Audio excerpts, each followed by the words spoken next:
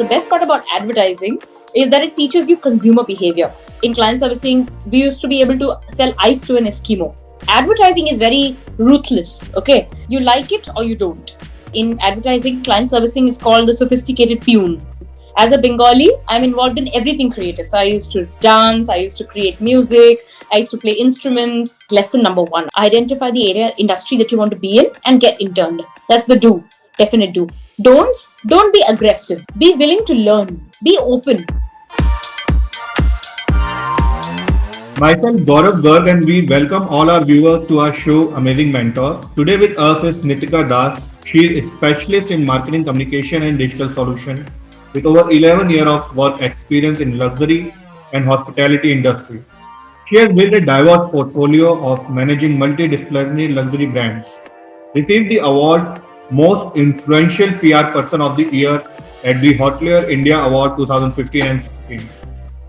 30 under 30 Marketing Communication Leader of 2017 by PR Access Global. Outstanding Woman in Leadership and Business by World HRD Congress 2019. She is also an honorary member of PhD Chamber of Commerce India, FICCI, FLO, and CII Young Indians, Delhi and Bangalore chapter. And now also Women India Chamber of Commerce and Industry, Mumbai chapter. It's a pleasure to have you on our show. Welcome to our show. Thank you, Gaurav. It's a very nice introduction. Thank you. So tell us about your childhood and hobbies you enjoy as a child. Childhood. I have a little introduction in terms of not too long, but just a story. Since my childhood, I was born in a family. I'm a Bengali. So I'm born in a creative family. And everybody in my mother's side and even my father's side, the second generation, is very creative in terms of someone is in film, someone is in creative writing, most of them are in advertising, and I'm talking about my uncles who are very, very senior people in the industry. So from the time I was raised, I always had a dream that I want to be in the same industry, or I want to do something which is related to, people in the industry. And that time there was no networking, there was no, these kind of words, and this kind of job was not there. Even marketing at that time, it used to not be how big it is today. It used to be, what my child will do in marketing, kya hai, lawyer, doctor, you should be these kind of things. But from the time I was born, I knew that I wanted to do something which is a people-oriented job, something to do with creating stories, content, experiential. Today it's called marketing. At that time, there was no name for it. But I always knew that I wanted to be in marketing. So now that I am in one, it is like I am living my dream. So what all hobbies you enjoyed as a child? So Gaurav, every hobby of mine was luckily connected to the kind of work I am doing now. I used to love to read a lot, of course. So I'm a very voracious reader even now. So my parents inculcated that skill in me to be able to grasp soon, read a lot, and hence writing. So I used to be involved in writing. As a Bengali, I'm involved in everything creative. So I used to dance, I used to create music, I used to play instruments. I was a very good dancer in school and college. So I was a part of my, dance team in college and school. I was a part of my editorial team. So I used to do edits. I used to debate. I was a very, very skillful orator. So in fact, I was the orator of the national level. So I used to be involved in a lot of debates and a lot of storytelling or script writing. I did film production also in my school, which was school film production. We used to create movies or we used to create small films. At that time, film was, there was nothing like that. But we used to, have our digital cameras and we used to put them on CDs. But for that also, there was storytelling and narration. So I've always loved reading, writing, everything and anything creative. So where did you completed your schooling from? I finished my schooling. I did it from DPS Mathura Road in Delhi. Any moment of your school time you would like to share? Well, my school life, I think 14 years, including 2 primary preschool years. It hasn't been the best time of my life because it was a very sad time and I was still, figuring out who I was. So I was not my best in my school. So I don't like my school life so much. DPS Mathura Road I was in Delhi. But as I grew out, I always wanted to be in Bombay, and then I went to Sydenham College, Bombay.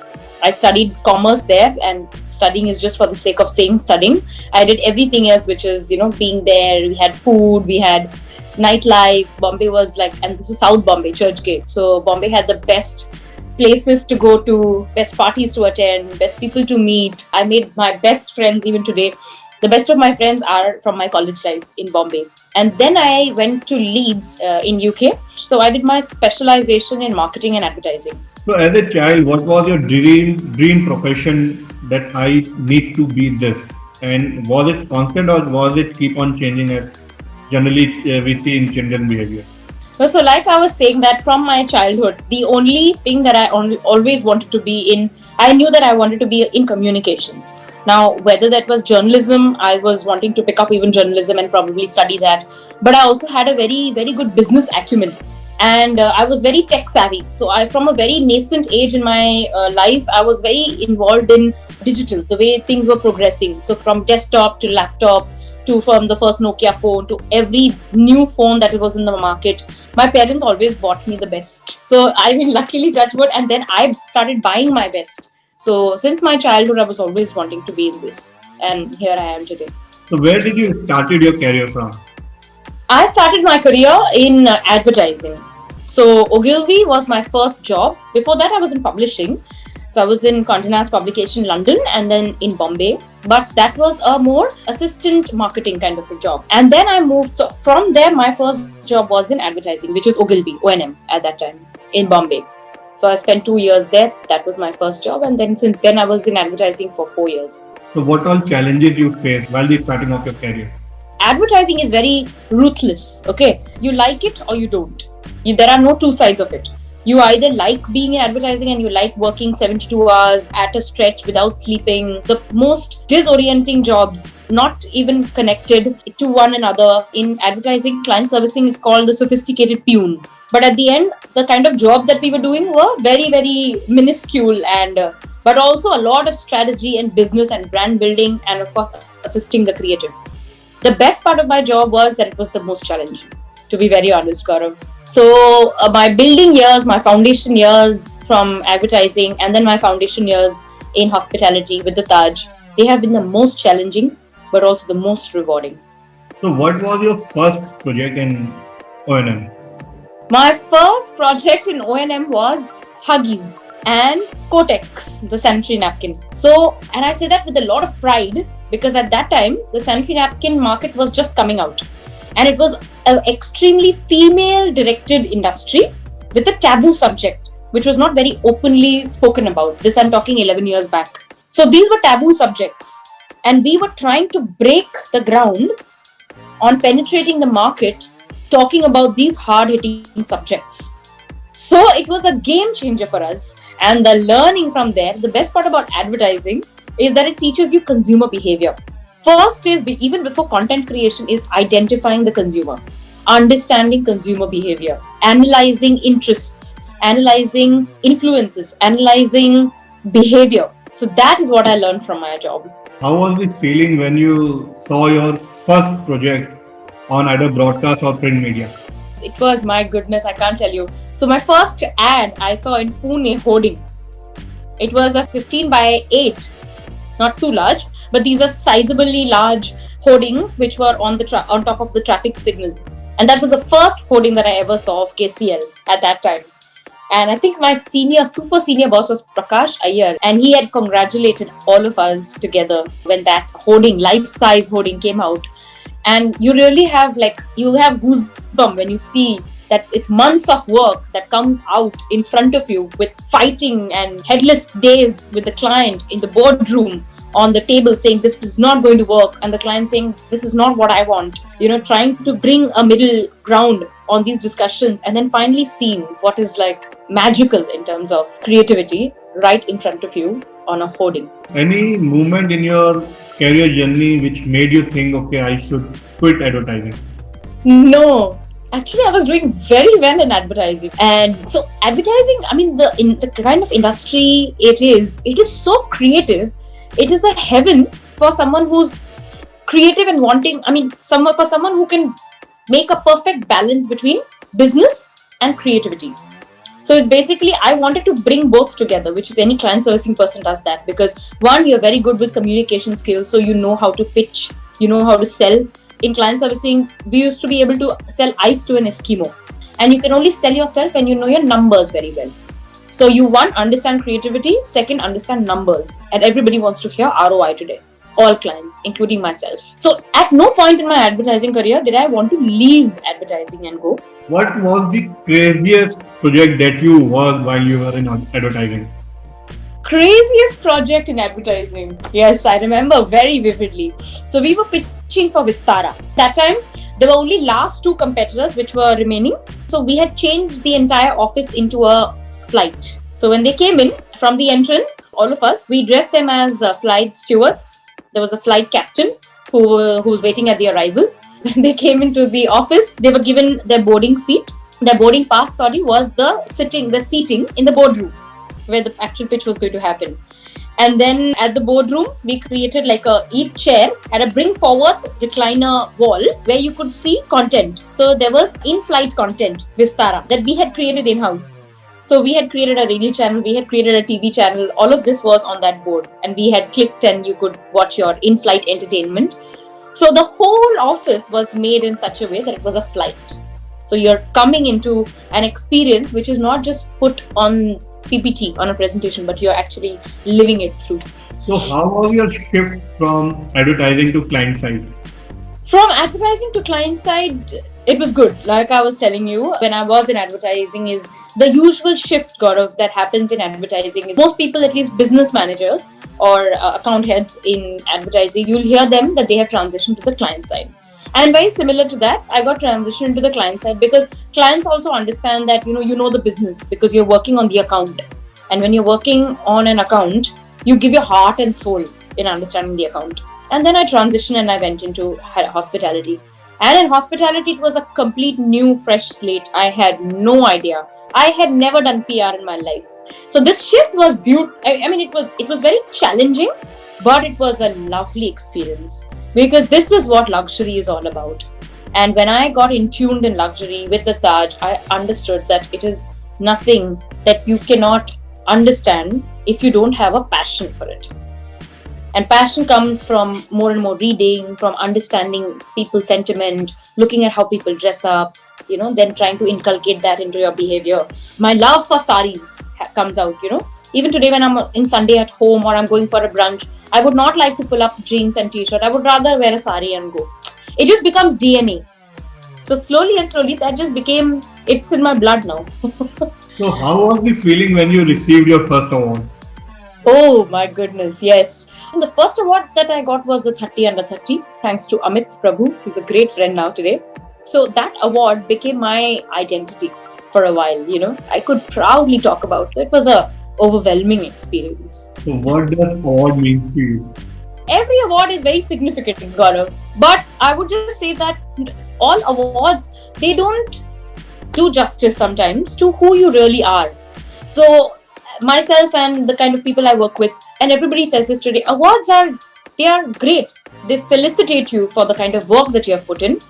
But it's not the only defining factor on why you are really great. It doesn't justify, because I know a zillion other people who are fabulous in their job, but they never have either applied for an award or gotten that appreciation or that identification. And for many reasons, because they don't want to be in the limelight, or they take a back seat, even if they put the best of, and most of my great mentors and people I've worked with, they put themselves at the back and then they work from the back, but the actual hard work is great. So awards is great, but in a way, I don't know if they do real justice to the kind of people who get it also. So that is what happens today. When we get a nomination, I tell my team to fill, because they are the ones who are on the borderline, because they are the ones who are fighting this battle every day.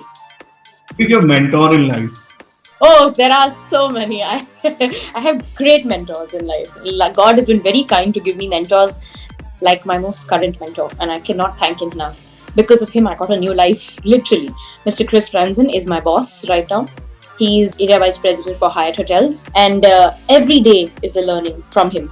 Every day that I sit and I see him and I see how he functions is a learning. And I'm just trying to be, even if I can get to be half of what he is, or get to learn half of what he's teaching and grasp that, I know I would have achieved something in life. That's my most current and the mentor who I look up to in a very big way. Other mentors have been, of course, there's Mr. Sarna, who is also one of my greatest mentors. I reach out to him. He's an ex-Hyatt, ex-Taj. Great learning from him. And then, of course, my mentors are Gaurav Pokhriyal, who's the head of HR of IHCL, Taj Hotels, and my parents. I think more than this is my career mentoring. But my life mentoring are by these three people, of which is my mom, dad, and my godmother, Mittu Basu. She's raised me. So that's my life mentors, which I think is a larger skill than any career skill put together. So, as a cluster director of marketing at Hyatt Hotel, what all roles and responsibility you play? So currently, Gaurav, I'm looking at the marketing portfolio of the Western region of the Saraf hotels, and of course there are also hotels in other regions which are spread out. So there's Andaz Delhi, there's Hyatt Regency Kolkata, Hyatt Regency Chennai, Hampi, which is our destination hotel, which is performing very well right now because of this COVID time. Destinations are what are doing exponential business because of the drive down feasibility for family, for couples, for leisure, traveling from places like Bangalore, Hyderabad, etc. So my major portfolio is all in all marketing. So it's basically 360-degree marketing. While I am very immersed in doing content creation, destination, storytelling, segmentation and consumer behavior analysis, brand strategy. So we're doing a lot of branding in terms of brand specializing, how we're communicating those brands, public relations and media relations. Media is today, it's become tenfold. It is not just print media or not even just online media. Influencer media is another ball game. And there is no one way of reaching out to influencers. Today, influencers also have their own universe. So when you're communicating, influencers, you need to bucket them into lifestyle influencer, food influencer, entertainment or fashion influencer, and then target them as per the need of the hospitality or as per the need of the hotel. While all of this is great, I think 50% or more than 50%, almost 60% of my time goes into digital marketing because I take personal interest in that. It is a key driver for me because today everything that I do digital, which is of course Google search, but also largely social media. I have seen it in the past also that social media they yield huge amount of revenues. And these are direct revenues that are driven through social media. And direct revenues plus also X number of times of conversions, traction, eyeballs that we say, that's impressions. All of these is generated through digital. There is no way that we are going back on digital. So I would say major of my interest, from my personal interest, is the digital area I am in, the digital spectrum. And of course, the other things of marketing which are becoming very big today, which is partnerships, alliances and associations that we are driving to aid recall, brand awareness, okay, visibility of the brand, likeness of the brand evangelism. All of this is coming out through marketing and public relations. So digital, I would say, is my large piece, but then also followed by the main components of PR and marketing. So you have 15 plus year of experience right now. So what all lesson and what all challenges, what all learning have been there in your professional career? It's great that you asked because this is what I get asked from all the students also when I'm either I'm taking some workshop for kids, bachelor's or master's program. And I keep telling this to students also today that the idea of self-learning is very important. Nobody is going to keep telling you what to do. And especially in digital and in marketing, which is so dynamic, it changes by the day, changes literally by the day. Every day in the morning you wake up and there is a new platform that has come up, or there is a new social media that is trending. Suddenly in about a month, Facebook is going and it's becoming passé, and Instagram is becoming the next big thing. 4 years back, Twitter was the next big thing, but Twitter has become completely opinion-oriented, political platform, etc. So every day there are changes happening which are so fierce and dynamic that you have to keep either unlearning or relearning or just relearning or skill building. So I would tell the generation of today and everyone who is in marketing or wanting to have a career in marketing that skill building, get onto a Coursera, get onto a Udemy, get onto any other platform. Even YouTube has free classes today. Type on what you want to learn on and learn. Read, keep reading, get self-educated and invest time in that. So if you're working 12 hours a day, sit back, relax, take a break, work or learn and eat. So while you're eating, you're doing a course. Or in the night when you retire, 10:30, maybe do a half an hour quick catch up on what is happening in current news and digital or current trends in marketing.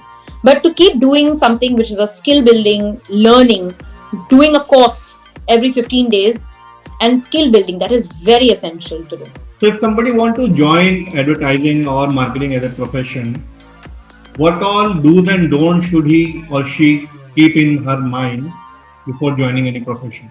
Definitely, I'll start with do's. Definitely do internships, because internships and from college time, which is either your second year or third year, start young, start early. It's okay to start early. There's no problem in starting after you finish your school. You enjoy your life till your school or till second year college, and then start interning in your summer break or your winter break or autumn break or whatever. But do your internships in agencies that you want to work with. And then you will get a hang of, is this where I want to be 10 years from now? Do I like the space that I'm working in? So only an internship will be able to tell you whether marketing is so big. You have to know which area or which company you want to intern. So if you identify, okay, I want to learn digital marketing, then you have to go into a digital agency. If you want to do creative marketing, then you probably get into a Ogilvy or a JW or a Dentsu. So you get into understanding the creative side. If you want to do PR, then you intern with a PR agency. If you want to get into script writing, or if you want to hone your journalism skills, then get into a production house, like either a film production or an OTT production. Then you will know how script writing is, and you know a lot more, but then you will basically know how storytelling happens. So identify the area that you want to do, identify the area industry that you want to be in, and get interned. So that is like lesson number 1, I would say. That's the do, definite do. Don't be aggressive. Be willing to learn. Be open. The thing that I see today in younger generation is I'm seeing that people know a lot. So the air of arrogance also comes. I just tell these students or these young generation that don't be arrogant about how much you know, because you're still very young, and there are people who are much older to you because they know it. So learn from their experience. And listen, learn and listen, because you may know a lot, but you should know how and when to implement that. And implement that learning will only come through years of experience that you spend in the industry or in your job. So now we will start our rapid round. Okay, right. Your favorite actor and actress? My favorite actor is Nawazuddin Siddiqui, I think. An actress, Tapasi Pannu for now, maybe. Favorite color? Red. Favorite destination? Oh, Maldives, for sure. Favorite car? Oh, Volkswagen Polo. That's the car I drive, and I love it. Things which are in your wish list? To go and see Machu Picchu. I mean, it was there in my wish list for a very long time, but I definitely need to see that. I want to experience the most luxurious resort in the world. I don't know where that is, Fiji, Seychelles. I have my eyes on one and only, but yeah, to experience the most luxurious. Secondly, to go and have the most luxurious yacht experience, which I haven't had. So these are on my bucket list. And maybe to have the most expensive whiskey that is ever made in this world, and maybe have a taste and maybe food paired, a great meat and that whiskey paired together. I'd love that. Any one thing you would like to change if you get superpower? Oh gosh. Okay. Superpower. Nothing really. I love history. So maybe I would want to go back into history and go to all the places which are of heritage and history. Like I would want to go back to Hampi in the 5th century. I would want to come back to Lucknow, maybe in the year of 1857 when the Indian Sepoy Mutiny started here. So the Battle of Residency was here. So maybe that. I would want to go to Delhi when it was Shahjahanabad. You know, maybe, yeah, time travel into history. Dream house? Ooh, my crib. I have always wanted to live in LA. When I was there, I was staying with my friend in Beverly Hills, and I would love to have a house in Los Angeles, Beverly Hills. Second choice of career? Second choice of career, none. I would want to do this in every life of mine that I'm born. So at last, one line that defines you? I'm fiercely energetic. Okay, I have a lot of energy in me. Sometimes that comes across as a lot of being very hyper, good way, bad way. People have different renditions, but I'm extremely energetic and I never like a rest day. Thank you very much. And it was lovely conversation with you. Likewise, Gaurav. Thank you so much for your time.